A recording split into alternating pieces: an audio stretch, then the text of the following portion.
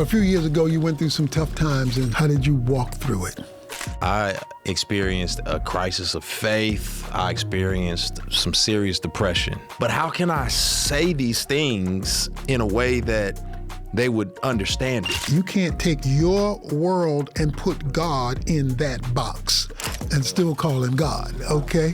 I was so concerned with trying to convince people to see something different. It was taking its toll on me. I didn't know I signed up for this. Here we go.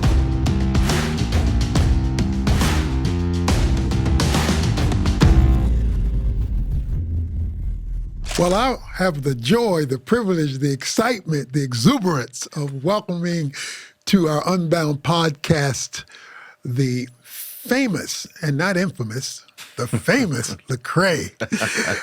Hey, welcome. We're so glad to have you. I'm honored. It's a massive honor to be here with you. Well, we've shared some time over the years together, and in fact, I was just asking you about your wife and about the connection that you kind of had with her and Oak Cliff and how that worked. Why don't you just summarize that for me? Yeah, long story short, my wife was going to Oak Cliff Bible Fellowship before we met. She grew up right around the corner from the church, and we met at the University of North Texas, and her and a group of her friends would drive from Denton all the way down here on Sundays, and once we got together, I tagged along with them and was blessed. So, and you've been married now how many years? We will be 20 years next month. Come on, not now. next month. February. Whenever. Yeah, okay, yeah, all right. yeah. So you got an anniversary in February. Coming up. Okay, and kids? 3 kids. David, 17, Amaya, 16, and Landon, 13. Okay, Yeah, okay. Yeah. Well, you are, I guess the word would be iconic when it comes to Christian hip hop. Sure. And God has used you and allowed you to go on this journey. As you've done this, now you've been doing this for how long? 20 years now. 20 years. 20 okay, years, 20 years. So what drives you? What drives you about taking this creative genre and keeping it before people in terms of your purpose? That's a great question. I think, early on learning that God uses broken things to paint a picture of his glory and his goodness.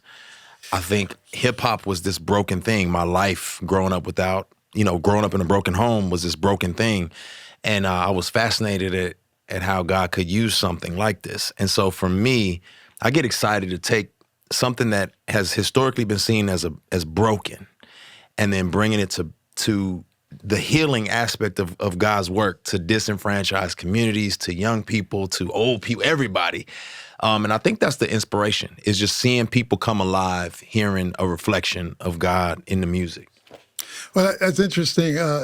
When you track through the Bible, brokenness is everywhere. I'm trying to think of an unbroken leader that God used, or that somebody who was broken, who he put back together and then used them, because built in that is hope. That means brokenness is not doesn't have to be a permanent malady. It can be something that can be transformed. So your own brokenness and the brokenness you saw around you became an impetus for what you do. And hip hop was sure broken.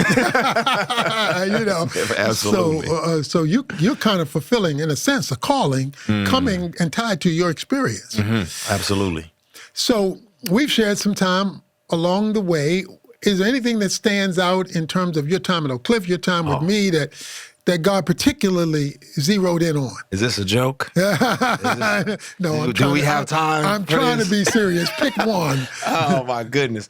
For me, being discipled by a group of young men at North Texas who were all simultaneously going to Dallas Theological Seminary, they were heavily influenced by yourself and of course Charles Swindoll and others, and so I didn't grow up in church. My grandmother was the only Christian that I really had any access to, and so to hear the voice of an authoritative man who I felt like, oh, this is, I haven't heard this before. But then not just yelling at me from the pulpit, but breaking down things in a very palatable but also intellectual way was foreign to me.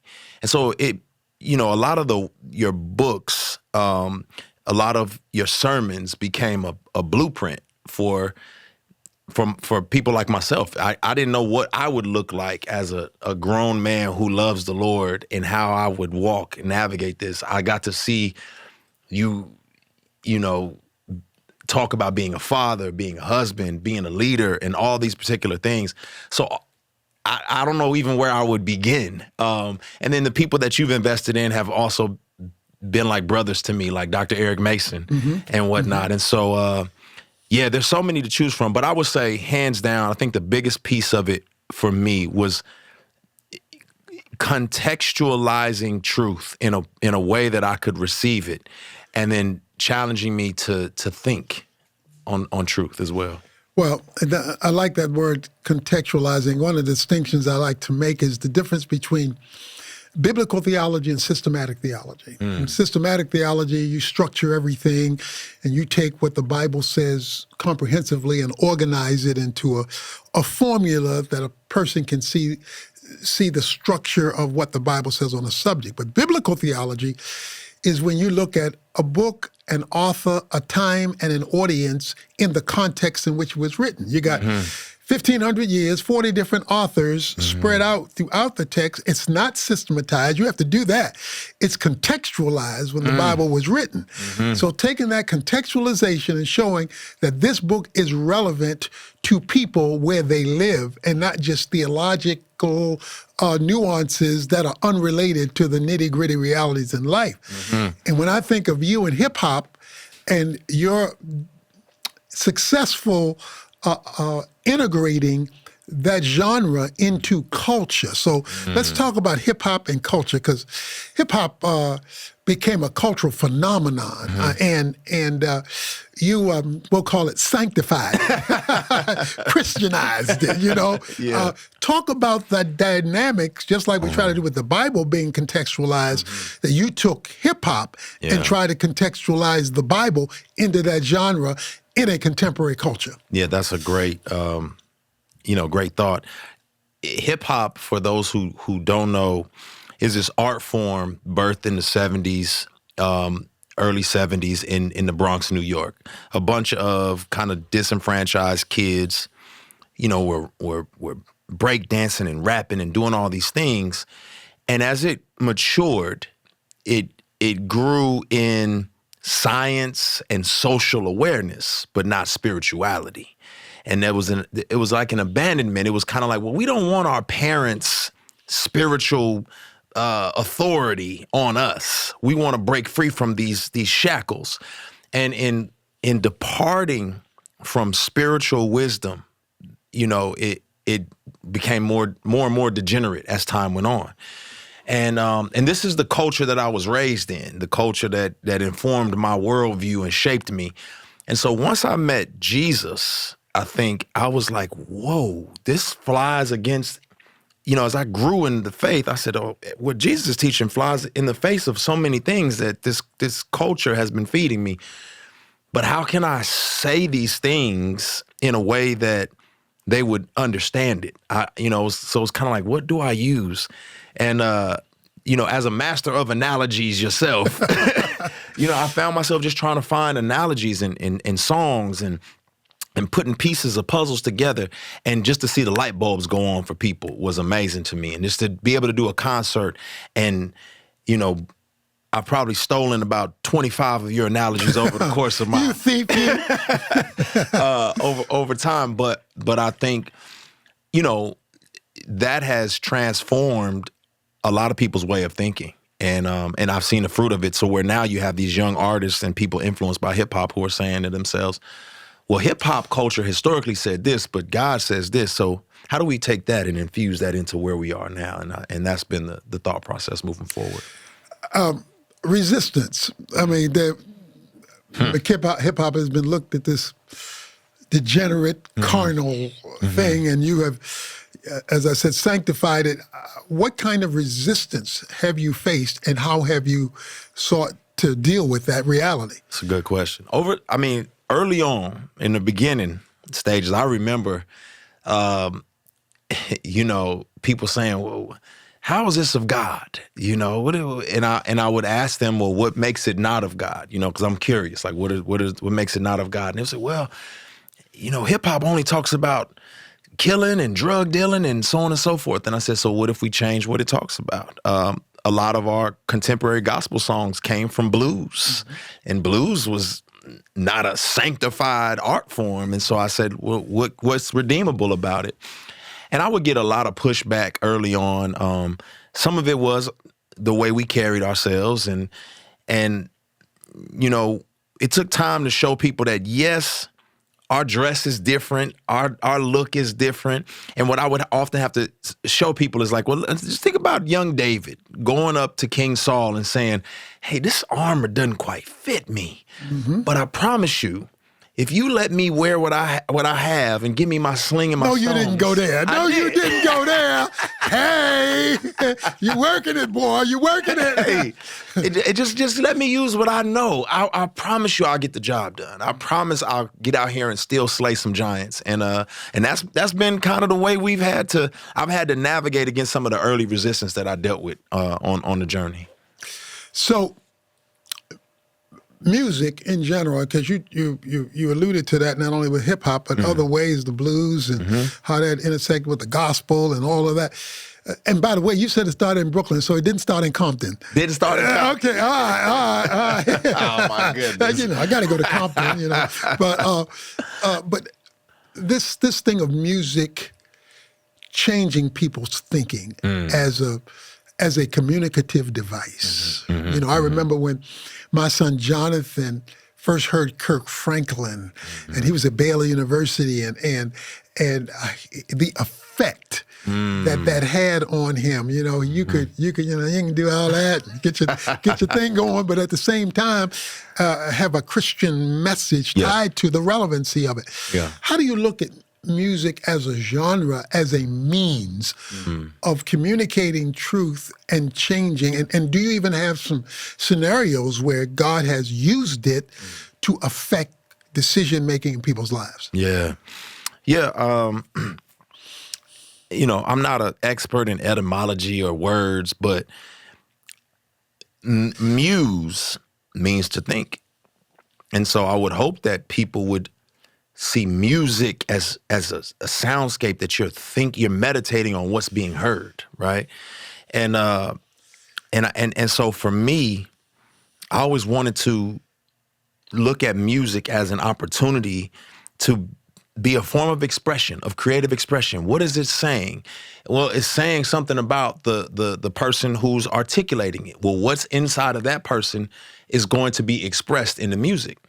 And if you're not spending time with the Lord, then that's not going to come out in your music. And I think what I've experienced is people spending time with the music and saying, "Oh, this isn't in me. What he's saying, I don't recognize, but I need to recognize this," right? I remember it was a song, I woke up in the dead of the night, and it was like the Spirit of God was like, "Hey, get up and write."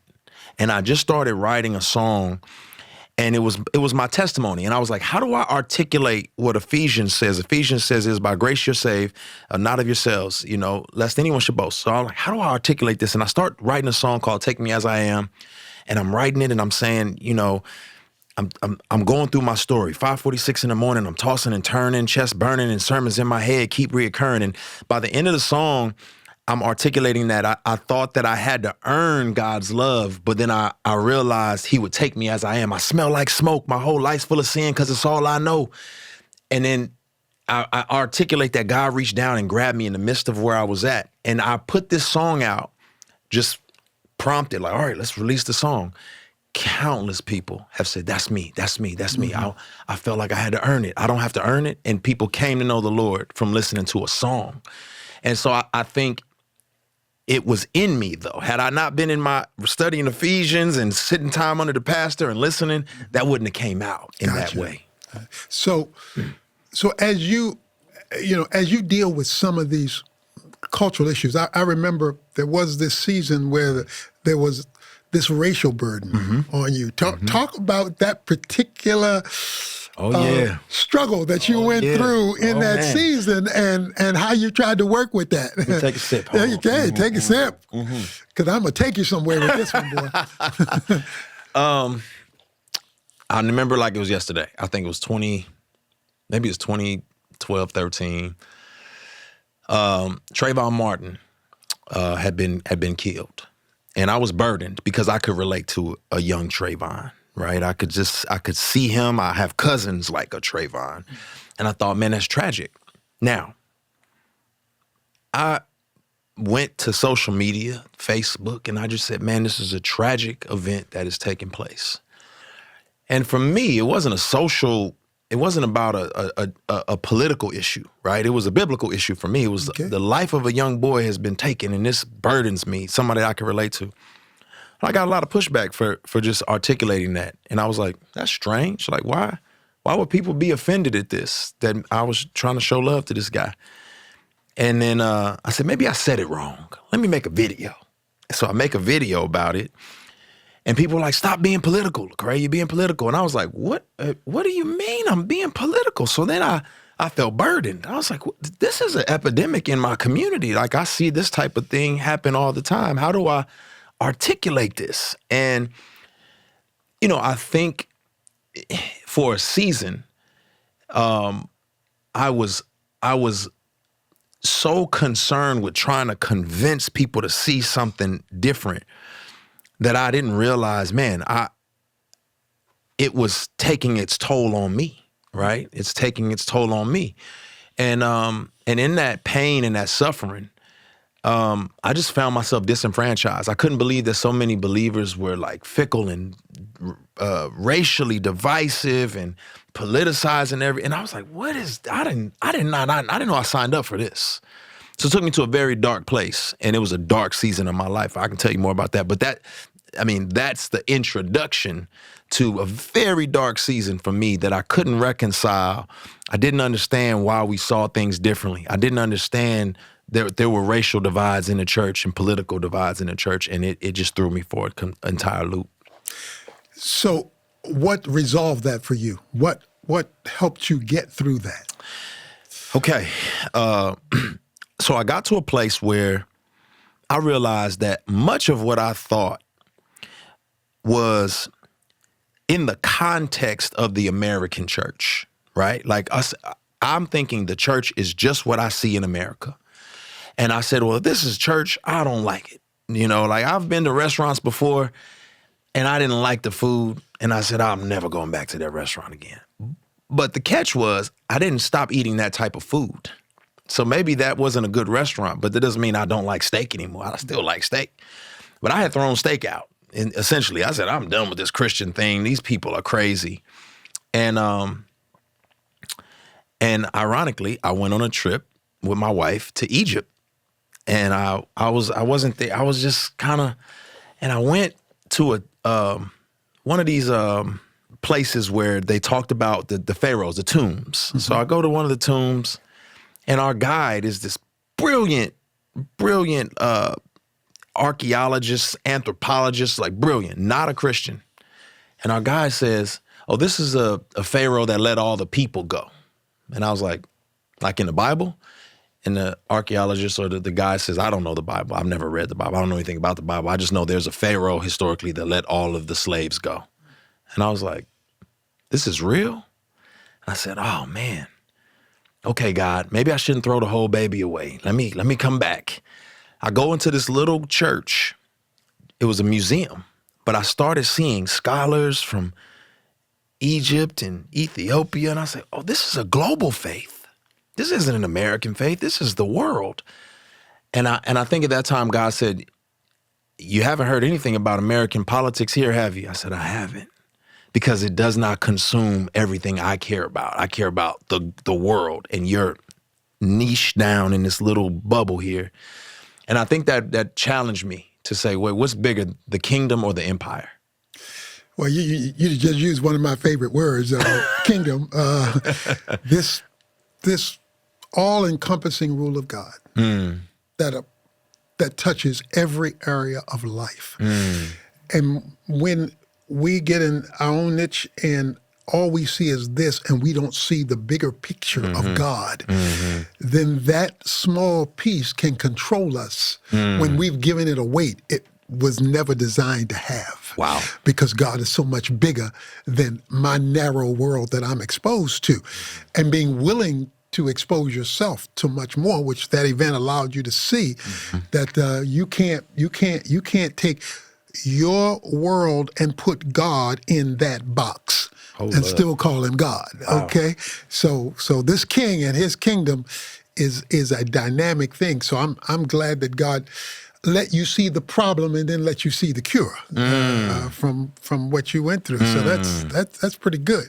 So as you now look at moving forward, you know, I typically think about hip hop artists as, 20, 25. Okay, that's 20 years ago. I mean, okay, so, but it still seems to have a relevance today that transcends age and stage. How do you see it formulating as you see it, matriculate through time? Yeah, I think that we all age, we all get older, we all have to, Thanks a lot, but go ahead. Well, I mean, you have more experience with this than I do, so I'll just put it out there. But I think that, hip hop is like this subculture in America that was a melting pot of different ethnicities and races, and it's kind of like, well, what does it mature into? What does it look like to be the 35-year-old person within hip hop, the 45-year-old person? And as we've gotten to see people age, it's only 50 some years old now, right? But as we've gotten to see people age and look at, oh, well, this is what LL Cool J from 18 to 50 something looks like now. It's painted a little bit of a picture for us in terms of like, what do we mature into and how do we grow? And discipleship is not a suggestion. It's part of the call of us as Christians. So how do we reinvest in the next generation and help them to not take some of the errors that we've taken? So it's been a lot of learning how to embrace my authentic self, but then figure out, okay, now where do I go from here? So let's institutionalize the conversation because you have pastors and churches and congregants who are not ready to matriculate that degree. But if they're going to reach the next generation, have to. And to not be stuck in your own generational mode. That's good. If you're going to minister relevantly to the future and not be stuck in the present or worse, the past. Right. So how can you take the gifting and the genre and help pastors who at least are semi-open to want to be relevant, to integrate in a way that doesn't cause them to lose the folks who are paying the bills, but at the same time, bring in the folks who need to hear the message of the gospel in a way that they can understand it and interpret it and relate to it. That's really good. So you got 1,000 pastors out there who are scared to death. You are the presenter. Right. Talk to them. Well, what I would say is that the gospel of Jesus, the truth of the scriptures is always relevant, right? It's always going to be relevant. However, the means by which you're delivering it can grow irrelevant, right? So if I come into your congregation and I start speaking Old English as if I was from the 1600s, that way of communicating has become irrelevant. It's not working. If you were to take a pastor and say, hey, your congregation is growing and there's some people who are shut in and distant and in hospitals, they can't hear this message, what would you do? You would have to find a relevant means of getting that to them. And the relevant means may be a visual audio aspect of your ministry so you can connect to them. So we're always adding things to help broaden the reach. We use technology now. Microphones were not a part of the early church. We got microphones now. We're finding relevant ways of communicating the same truth to different generations and iterations of people. And I think if I'm a pastor or a leader within a church, I've got to realize that I will lose a generation of people if I'm not figuring out how they are communicating to one another. How, I would say look for the bridge between the generational bridge. And that's kind of what I've had to be in some circumstances is who's the generational bridge? I still want to hold on to these values and views, but I want to articulate it in a way that this group of people can understand. And it doesn't mean that your church is going to turn into just the hip hop church. Right. It just means that it is now inclusive of those who would otherwise feel like, well, that's an old church. I can't go to that church, right? That's my grandma's church. And we see a lot of churches who, quote unquote, die because the same 100 people that they started with has grown to be 85 and that's all that's left. Right, and right. so there's no thought process of passing the baton and how to keep that relevancy going. I love the word that you use, bridge, when Jesus met in John 4, the Samaritan woman, where the cultures were totally different. In fact, she said, how is it that you, being a Jew, ask me for a Samaritan for a drink? Because the Jews have no dealings with Samaritans. That's not how we roll up in here. Now, I'm not a hip-hop guy, but I'm just trying to do a little something here. But he met her at Jacob's well. And the thing about it is, Jacob was the father of the Jews and the Samaritans. So he met her at a place of agreement where we could relate to each other on something we do agree on to take you further than you would have been otherwise with the gospel. Right. And so building that bridge. Now, the question becomes on the other side. I talked about the pastors who have a question mark.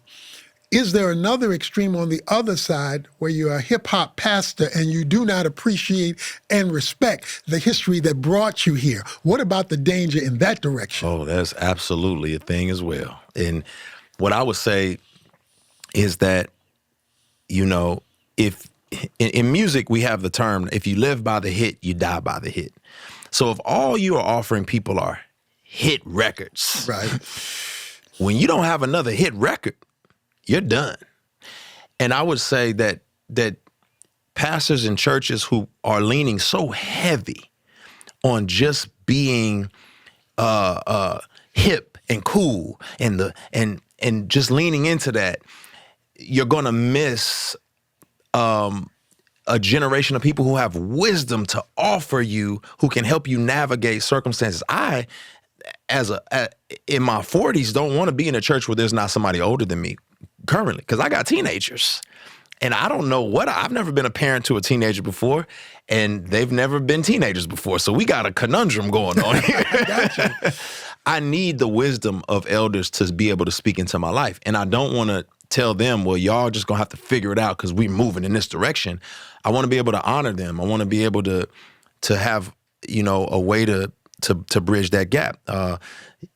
My church and my pastor now, Pastor Lee Jenkins in Atlanta, he does a great job of creating an environment where, those people, he's in his mid-60s, feel valued and appreciated.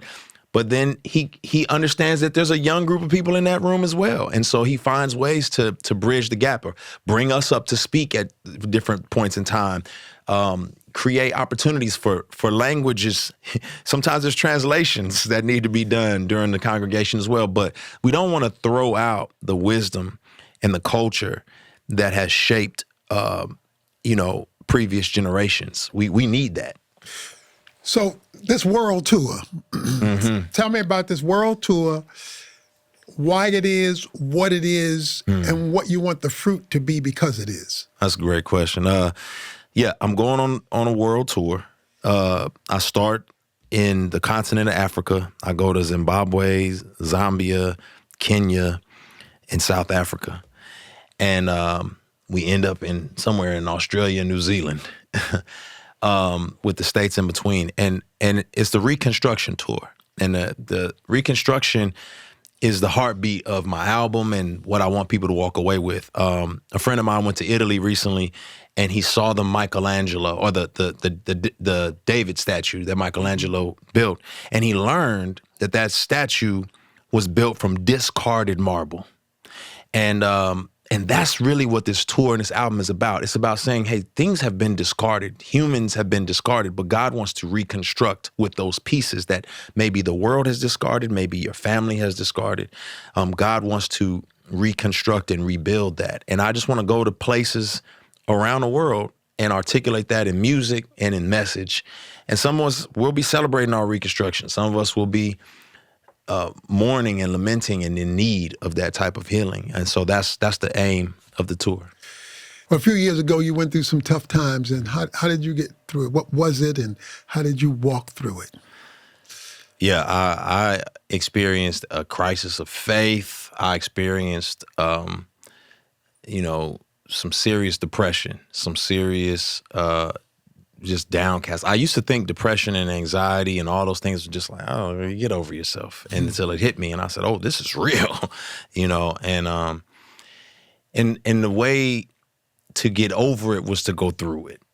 I had to go through it, and really depend on God in those difficult times. I got some lyrics. You might be surprised. Okay, you just happen to have it. Okay, I got some lyrics. It's on my album. So I said, this is the story of my reconstruction. I was broken and busted. I was dented and rusted.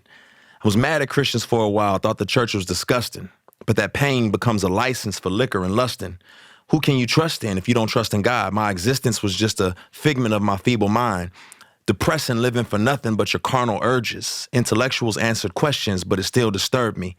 But the Holy Spirit was patiently waiting, nothing forsaken. Started stirring my faith. It was gentle and never shaken. A couple podcasts and a couple pastors' words. I read a couple books by Lois Tverberg and plenty sermons by Tony Evans and Charlie Dates. I felt the Lord showing his grace, showing his face. And that got me through. Yeah, well, hey, I was glad to be a small part of a big change. Hello.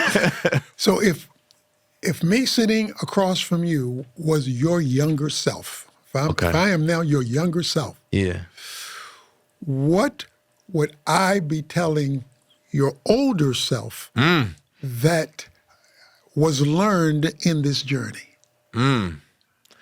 So wait, younger me is talking to older me. Yeah, and older you was talking to younger you. So it's a conversation both ways. Older me would say to younger me, well, first, younger me would say to older me, man, you're still handsome. I love it. Yeah. No. I still got it. All right. No. What I would tell younger me is be wary of the self-righteousness that you carry, because younger me had a lot of biblical and theological tools and knowledge. And I thought it made me better than others. I thought I'm better than you because I know more. And a little pride living in there. For sure. Okay. For sure. Knowing was growing, and I know more than y'all know. I also was a little arrogant because my audience was probably far less biblically literate than I was. And so I was a little arrogant, a little puffed up. And I would say, hey, you need to learn a lesson in empathy and humility and take that a lot more serious. I think I would hope that younger me would just slow down a little bit. I say, hey man, you don't have to, there's no hurry. You're in a rush and there's an urgency with the message that you bring to the world, but there's no hurry to like fast forward and I wish these kids would hurry up and grow up. I wish I could get to this place and do this thing. Those would be probably some of the things I say. And younger me, yeah, I'd probably say, man, I hope you, I hope you can learn from this young zeal that I have. The zeal and the hunger and the fire. Yeah. I got you. Yeah. So legacy. At the time of this podcast, I'm just about 76. I'm really getting old. Really? Really, Man. really. So when you are 76 and you look back over legacy, what do you want that to say? Yeah. I heard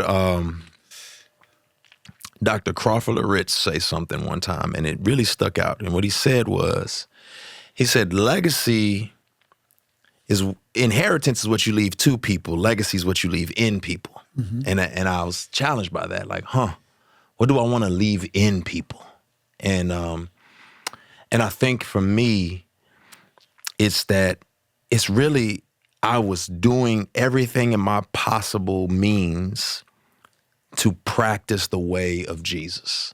And I would hope that that's what people walk away with when they're done. I would hope that people said, oh, he won all those awards and did all these things, but he was so zeroed in on making sure that he and others would practice the way of Jesus, would walk in the footsteps of Christ. I think that would be my biggest passion, and to be a bridge of faith and culture.